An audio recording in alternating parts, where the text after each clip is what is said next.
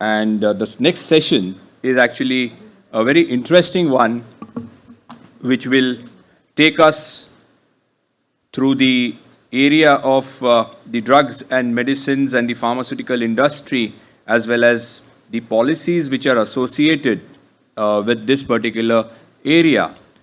And this session is titled Affordable Healthcare for All, the Crucial Role of Government Support and Progressive Reforms. And we have none other than the Director General of the OPPI, the Organization of Pharmaceutical Producers of India, Mr. Anil Matai, with us, who will be putting forward his thoughts in this session.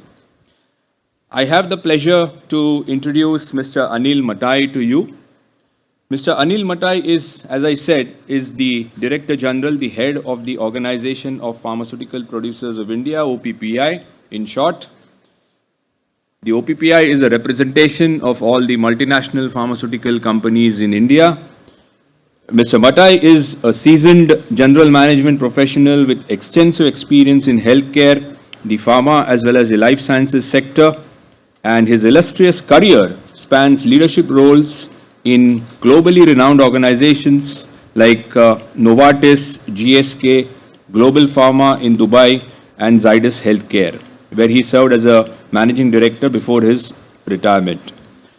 After Zydus, Mr. Matai continued as a senior advisor, life sciences at IQVI Consulting and Information Services, and most recently as an operating partner at Jashvik Capital, a mid-market private equity fund focused on healthcare and consumer sectors.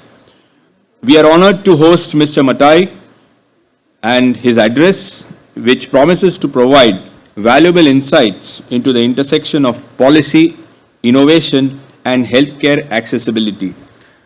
Distinguished guests, ladies and gentlemen, please welcome Mr. Anil Matai, who will be presenting on affordable healthcare for all, the crucial role of government support and progressive reforms. Over to you, sir. Good morning.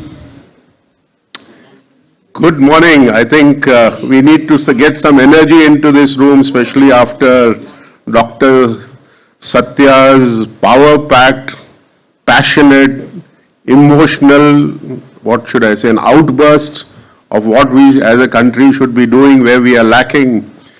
I'm indeed delighted to have Dr. V. Mohan here in the audience. He's a distinguished, one of the world's leading diabetologists, endocrinologists who's made a mark for himself.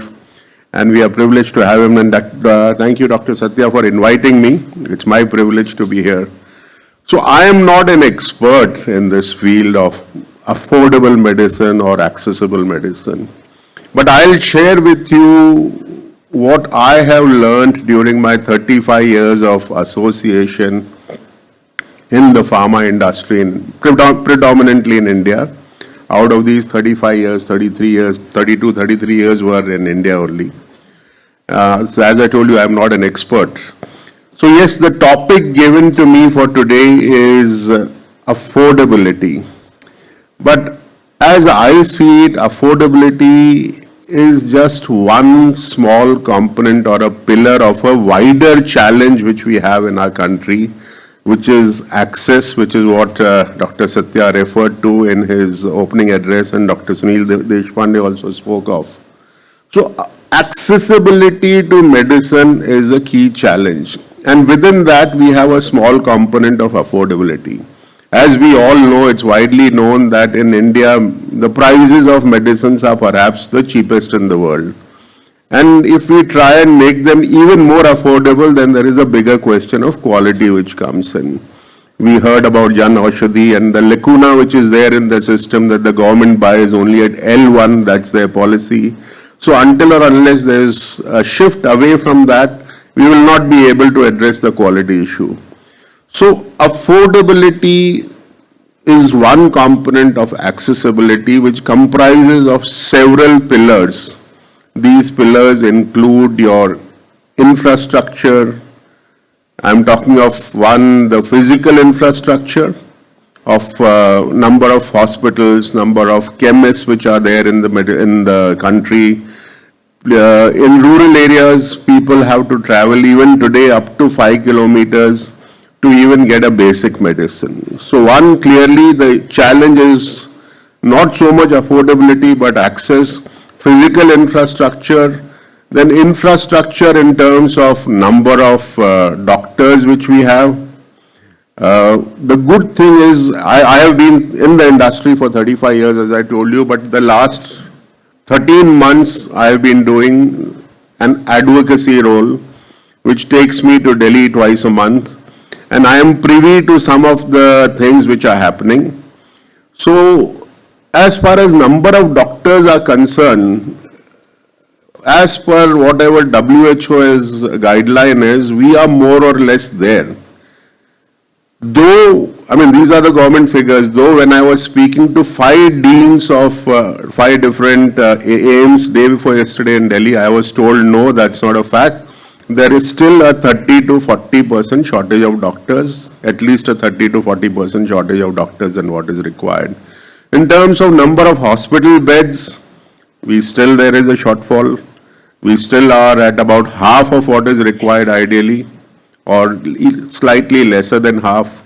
In terms of number of nursing staff which is required, again we are low.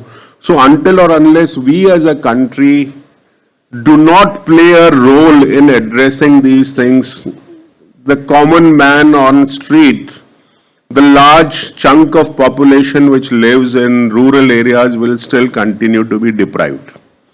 And it is not the government alone. I mean, I told you, in this entire journey of over 3 decades, I have seen a change happening in the last 2-3 years. I mean, I am telling you on ground what we as pharma industry experience.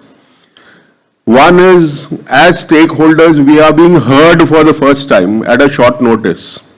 I mean, in the new pricing policy which is coming up, we were invited. When I say we, not only OPPI, it was IPA, IDMA, BDMA. I mean, there were 13 different stakeholders who were invited. So we are being heard. That's another thing, that we were heard in the month of July, and we still have to see the policy. And I don't see the new pricing policy see the light of the day for another maybe 6 months or so. So the speed of action needs to improve. But in terms of sound bites, they are all right. And not only are the sound bites right, the government regulators are willing to listen to us. I mean, today even a government regulator is willing to meet you even at 9 o'clock. I have got official appointments with the secretaries at 9:30 at night. So things are happening to move. We operate, I mean, this has not got to do with affordability, but a little different view from what Dr. Satya said. The needle has started moving, but at a very slow pace. So we need to accelerate that. So clearly, I mean, if things move the way they are, we will see a much brighter India in the next few years. As far as accessibility is concerned, besides the government, even I think the private sector needs to play a role in ensuring that accessibility happens. There have got to be more public-private partnerships. Because we are normally, most of us are armchair critics. We should ask ourselves, what are we as citizens doing for this country? The government is political and will remain political. That cannot go away. So that's a stark reality of life. But if you go to see, we now have Ayushman Bharat, which is in place. That is another thing, that 5 lakh rupees is restricted only to hospitalization and for the lower strata of society, for the bottom 40%. What happens to them in an OPD case? It's still exposed. The other good thing, recently it's been announced, as people who are 70 plus, I know there's no one here in this room, not even me. I may have worked for 35 years, but I'm not yet 70. So, so even those people will now get covered, irrespective of their income levels under Ayushman Bharat. So these things were unheard of. You look at penetration of insurance, that has to increase. If the penetration of insurance doesn't increase, again the issue of access will not be addressed. The issue of financial models, because in super specialty medicines the prices are really high. And even if we reduce prices by 50%, even people like me cannot afford it. So there has got to be financial models which need to evolve to address this issue. So it's a role of multiple stakeholders who have to join hands together to make it happen. I think the time to act is now. We need to make medicines equitable, accessible, and affordable as well. That's the only way in a country like India, which is essentially a self-pay market, things will start to happen. But I am optimistic. If we all play our respective roles, things will improve. Also, to address the issue of affordability, another key factor is we as industry need to create more awareness about disease areas. We as industry need to play more, to create more awareness about, general, not only awareness, but also of incidences which happen, possible medications which are there. We cannot take over the role of the doctors who are there. So there are three important key stakeholders which are involved in this entire process. One is clearly the medical fraternity. Second is we as industry. And third is the government regulator. So these are the three key stakeholders who have to work collaboratively to make it happen. We hear a lot about OTC medication. Yes, it will help and it should happen.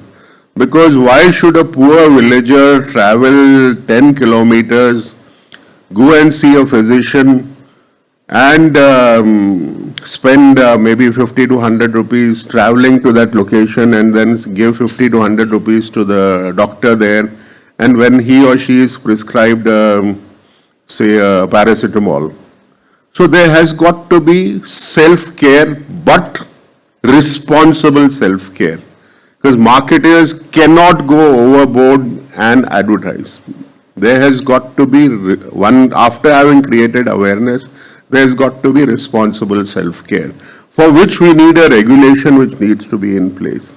Because if you are able to at least have a regulated OTC policy which clearly defines what you can do and what you cannot do, I think affordability will be addressed to a certain, it will not be addressed completely, but for basic medication, with that improved awareness and self-responsibility, things will improve.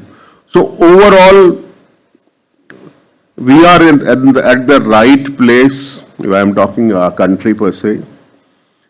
We have seen industry growth. I know when I had joined the industry in Jan 1990, the pharma industry, I have myself seen growths of 15 to 18%. I don't think those days will come. I am talking of overall Indian pharma market. I don't think those days will come, but a growth of 10% plus minus 2% will be there in this for all the industry people out here, at least for the next 5 years. So which is a modest growth, because anywhere in the world, the pharma industry growth is about roughly 1.5 times of GDP growth, and which is what we will see in India as well. But we are in business because of the patient. So for us, growth is only an outcome. So until or unless we don't come up with outcome-based approach, which addresses the issue of affordability, access, and is equitable as well, only then it will become a win-win situation. Only then will we be able to convince the government. When I meet the NPPA chairman or Department of Pharma, the secretary DOP, they always say, what is it you are doing for the patient on the street? You are only concerned about your top line, your bottom line. But what are you doing for the person on the street? So it is not the private company's responsibility to look at the patient on the street, because we are a not-for-profit organization. We are in business for profit. But it has got to be a collaborative approach between the government and the private sector. Only then we will be able to address the issue of access, and affordability will be a part of that. So, I'm not trying to neutralize what Dr. Satya Brahma said, but yes, I see good days ahead. All this hair inside is all grey or white. but I have learned over the last 35 years.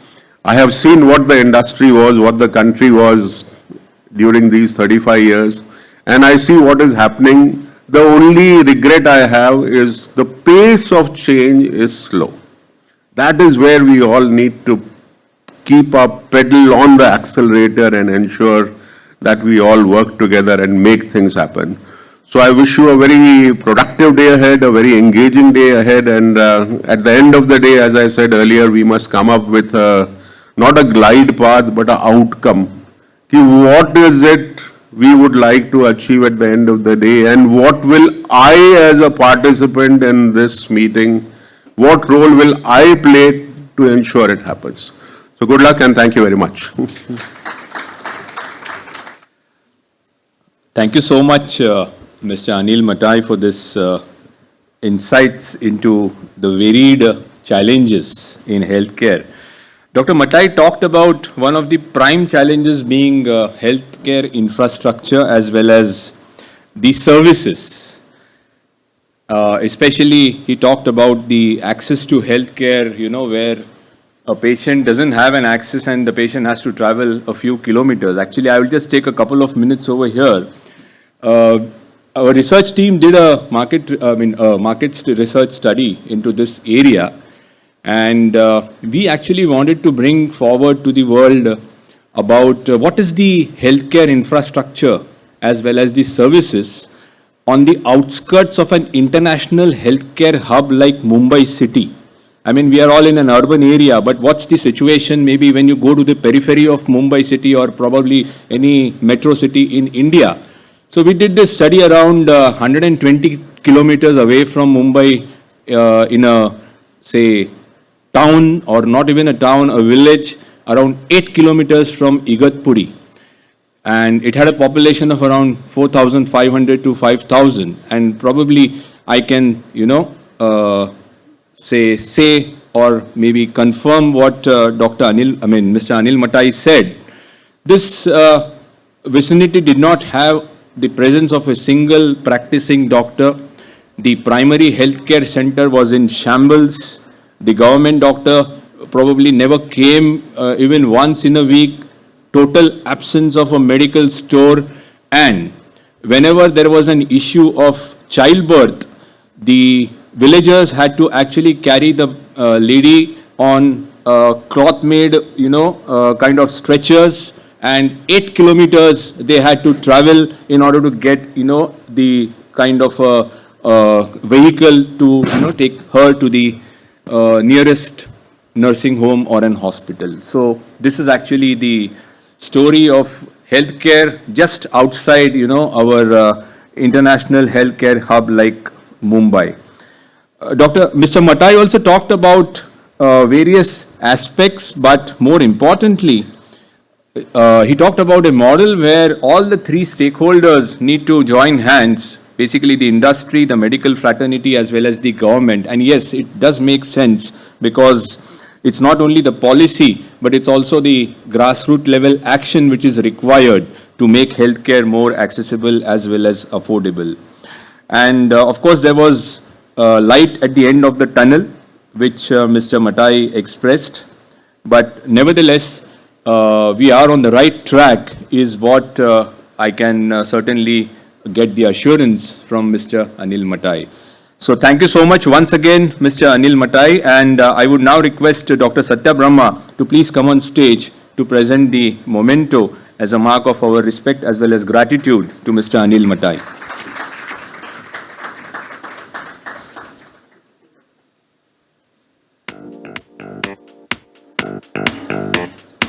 Can we have a round of applause, please?